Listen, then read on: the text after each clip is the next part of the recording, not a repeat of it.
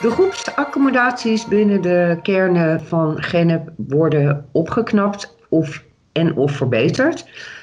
Nu is Den Toomp in Heijen aan de beurt voor een makeover. Hoe zit dat? Ja, iedereen kent het gemeenschapshuis of het gebouw De Toomp in Heijen wel. Dat is een gebouw waar nu 3 functies tegen elkaar aangebouwd zijn.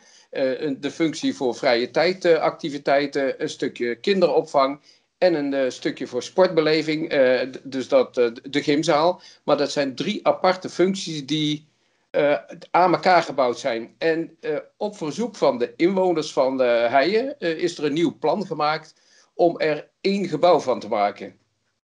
En wat is er zo bijzonder aan dit plan? Nou, het bijzondere is in ieder geval dat het door de bevolking zelf geïnitieerd is. Dat ze ook zelf met plannen en tekeningen zijn gekomen. Ze hebben dit plan voorgelegd aan de inwoners van Heijen en het heeft dus groot draagvlak. En wat het bijzonder is, we gaan het verder openbreken. We gaan het dusdanig herinrichten dat de functies veel beter zijn. En er worden wat functies toegevoegd aan het gebouw. Zo komt er een nieuwe kinderopvang van 0 tot 4 jaar. Er komt tussen- en buitenschoolse opvang. En de activiteiten om het gebouw te gebruiken worden veel beter. En wordt er ook nog iets aan de buitenkant gedaan? Ja, het wordt aan de buitenkant gedaan. En zoals ik al zei, het is een ouder gebouw. En dat betekent dat we niet alleen maar het opknappen en herindelen, maar dat we het ook technisch gaan verbeteren. Dus we gaan het dak renoveren, de buitengevel gaan we renoveren.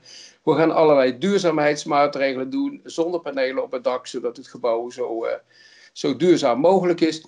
En ook de buitenruimte wordt heringericht. Want we kennen allemaal in Heijen het feest Heisa. Nou, dat vindt plaats waar op het ogenblik nieuwbouw gepleegd is. Dan zou er nog een uitwijk mogelijk zijn naar wat heet het oude kermisterrein. Maar daar staat woningbouw gepland. Dus het betekent dat we in de buitenruimte bij de Toomp, die gaan we zo inrichten dat er in de toekomst de Heisa-feesten plaats kunnen vinden. En is iedereen het daar ook mee eens? Het is een idee wat uit de werkgroep zelf komt. En die werkgroep is aangestuurd door mensen van Heijen Mooie. En daar zit dus draagvlak voor dit plan. Voor het hele plan wordt 1,1 miljoen uitgetrokken. Waarvan 6 ton, het zijn afgeronde bedragen, maar 6 ton komt uit de pot voor de meerjarenplanning groot onderhoud. Dus dat is al gereserveerd geld voor technische verbeteringen. En 5 ton voor het opknappen en verbeteren van de functionaliteit van het gebouw. En wanneer gaat een en ander van start? Het deel, de duurzaamheidsmaatregelen en de gymzaal, die starten nog dit jaar. Dus na de vakantie. En alle andere werkzaamheden in 2022. Dus volgend jaar zomer kan hij genieten van een nieuwe Den Toomp.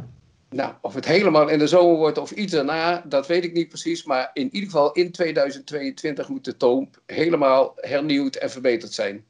En zo zit dat.